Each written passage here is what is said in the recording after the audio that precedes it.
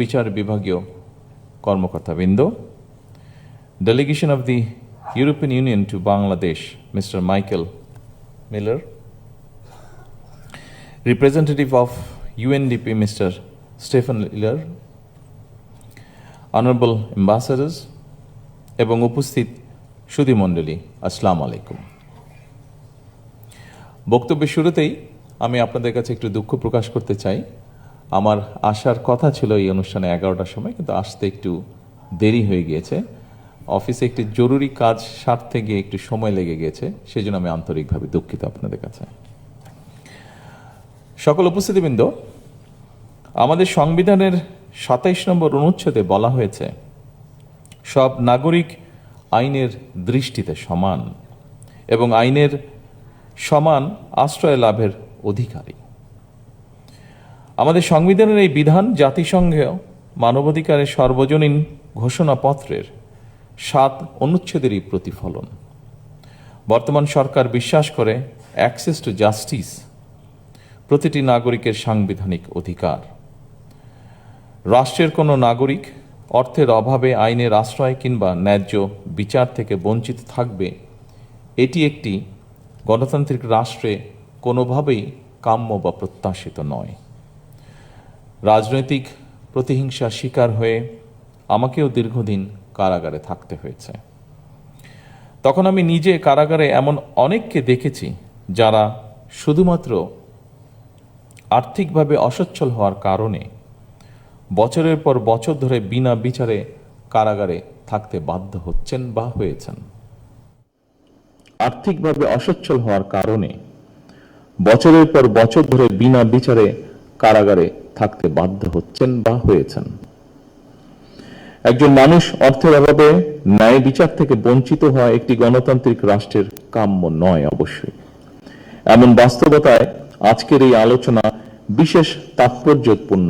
অবশ্যই সম্মানিত উপস্থিতিবৃন্দ, যে কোনো রাষ্ট্র এবং সমাজের অগ্রগতি ও শান্তির ভিত্তি হচ্ছে ন্যায় বিচার। সব যুগেই মানুষ যা চেয়েছে তা হলো বৈষম্যহীন একটি সমাজ ব্যবস্থা, যেখানে তারা সমমর্যাদা এবং অধিকার নিয়ে বসবাস করবে। সমতা, সহমর্মিতা এবং পারস্পরিক আস্থা একটা ন্যায়ভিত্তিক সমাজ প্রতিষ্ঠার জন্য অবশ্যই অপরিহার্য। সুতরাং আমি বলবো, ন্যায় বিচার শুধু আদালত বা আইনের বিষয় নয়, এটি একটি মানবিক ও দায়িত্বশীল রাষ্ট্র ব্যবস্থার মূল শক্তি। স্বাধীনতার ঘোষক শহীদ রাষ্ট্রপতি জিয়াউর রহমান বিচার বিভাগের স্বাধীনতা ফিরিয়ে দিয়ে দেশের ন্যায় বিচার প্রতিষ্ঠার শক্ত ভিত্তি স্থাপন করেছিলেন। সেই ধারাবাহিকতায় সাবেক প্রধানমন্ত্রী বেগম খালেদা জিয়া মানুষের ন্যায় বিচার পাওয়ায় সুগম করতে লিগ্যাল এইড ফান্ড তৈরি করেছিলেন। উপস্থিত সকল সুধীবৃন্দ, আমরা বিশ্বাস করি যে রাষ্ট্রে আইনের শাসন, ন্যায় বিচার এবং মানবাধিকার নেই, সেই দেশ কখনোই একটি গণতান্ত্রিক মানবিক রাষ্ট্র হতে পারে না বা হয়ে উঠতে পারে না। দীর্ঘ 1.5 দশকেরও ফ্যাসিবাদী শাসনের অবসানের পর বাংলাদেশের জনগণ পুনরায় গণতন্ত্রের পথে হাঁটতে শুরু করেছে। এই গণতান্ত্রিক যাত্রা সুসংহত করতে রাষ্ট্রে ন্যায়ের শাসন প্রতিষ্ঠার বিকল্প নেই, আর এই ন্যায় বিচার সবার জন্যই প্রযোজ্য। একজন মানুষও যাতে অর্থের অভাবে অ্যাক্সেস টু জাস্টিস থেকে বঞ্চিত না হয়, সেই লক্ষ্যকে সামনে রেখে সরকার লিগ্যাল এইড কর্মসূচি অব্যাহত রেখেছে। একজন ভুক্তভোগী টাকার অভাবে আইনজীবী সহায়তা নিতে পারবে না, এমনটা যেন না হয়, সেটি সরকার চেষ্টা করবে সর্বতোভাবে নিশ্চিত করতে। আর্থিকভাবে সামর্থ্যবান নয় এমন মানুষদের জন্য অ্যাক্সেস টু জাস্টিস নিশ্চিত করতে সরকার সুনির্দিষ্ট পরিকল্পনা গ্রহণ করেছে।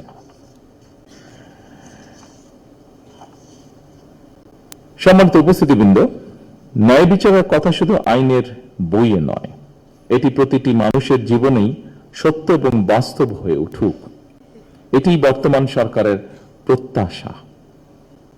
ন্যায় বিচার কখনোই কেবল আদালত কেন্দ্রিক নয়, কোনো প্রক্রিয়া নয়, এটি কোনো জীবন্ত মূল্যবোধ।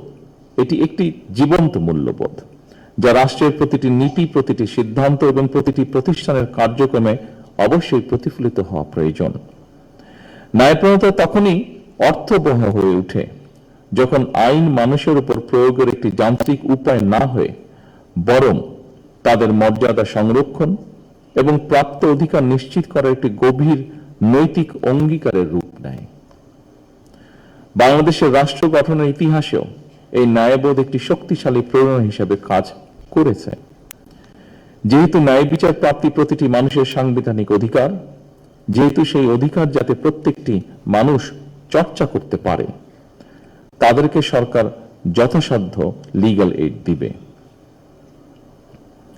এই লক্ষ্যে ইতিমধ্যে সরকার সংশ্লিষ্ট বিধিবিধানের প্রয়োজনীয় সংশোধন এনেছে। সম্মানিত সকল উপস্থিতিবৃন্দ, সারা বিশ্বে একটি কথা বিশেষভাবে প্রচলিত, সেটি হচ্ছে justice delayed is justice denied, অর্থাৎ বিচার বিলম্ব মানেই বিচার অস্বীকার। এই বাস্তবতা মাথায় রেখে লিগ্যাল এইডের মাধ্যমে মামলার আগেই মধ্যস্থতার মাধ্যমে বিরোধ নিষ্পত্তির উদ্যোগ নেওয়া হয়েছে, যার একটি ঘটনা আমরা আজকে এখানে শুনেছি। এই ব্যবস্থার মাধ্যমে ইতিমধ্যেই দেশের বিভিন্ন জেলায় কয়েক হাজার বা তারও বেশি হবে, হাজারেরও বেশি হবে, বিরোধ বিবাদ স্বল্প সময় এবং খুব কম খরচে আদালতের বাইরেই নিষ্পত্তি করা সম্ভব হয়েছে। অনেক ক্ষেত্রে কয়েক মাস বা বছরের পরিবর্তে বরং কয়েকটি বৈঠকের মাধ্যমেই সমস্যার সমাধানগুলো করা সম্ভব হয়েছে। এতে আদালতের উপর চাপ কমেছে, সরকারের খরচও হ্রাস পেয়েছে। অনেক সময় মানুষ সমস্যায় পড়লে প্রাথমিকভাবে সঠিক পরামর্শ না পাওয়ার কারণে একদিকে সাধারণ বিরোধ বড় হয় এবং পরবর্তীতে তা জটিল রূপ ধারণ করে। ফলে অনেক সময় মানুষ বিচার বিমুখ হয়ে যায় কিংবা ন্যায় বিচার থেকে বঞ্চিত হয়। সুতরাং মানুষ যেন সহজে প্রাথমিক আইনি পরামর্শ গ্রহণ করতে পারে, এক্ষেত্রে সরকারের লিগ্যাল এইড হেল্পলাইন আরো কার্যকর ভূমিকা রাখবে বলে ব্যক্তিগতভাবে একজন নাগরিক হিসেবে আমি সেটি আশা করি। সম্মানিত সকল উপস্থিতিবৃন্দ, প্রতিটি মানুষের মনে এমন বিশ্বাস থাকতে হবে যে জনগণের যে কোনো প্রয়োজনে রাষ্ট্র তাদের পাশে রয়েছে। লিগ্যাল এইড সেই বিশ্বাসেরই একটি প্রতিফলন বলে আমি বিশ্বাস করি। আসুন আমরা সবাই মিলে একটি ন্যায়বৃদ্ধি মানবিক রাষ্ট্র গড়ে তুলি, যেখানে ন্যায় বিচারই হবে শেষ কথা আমাদের। আমি জাতীয় আইনগত সহায়তায় কেউ উদ্যোগের সার্বজনীন সাফল্য কামনা করি। সবাইকে আন্তরিকভাবে ধন্যবাদ। আল্লাহ হাফিজ। বাংলাদেশ জিন্দাবাদ।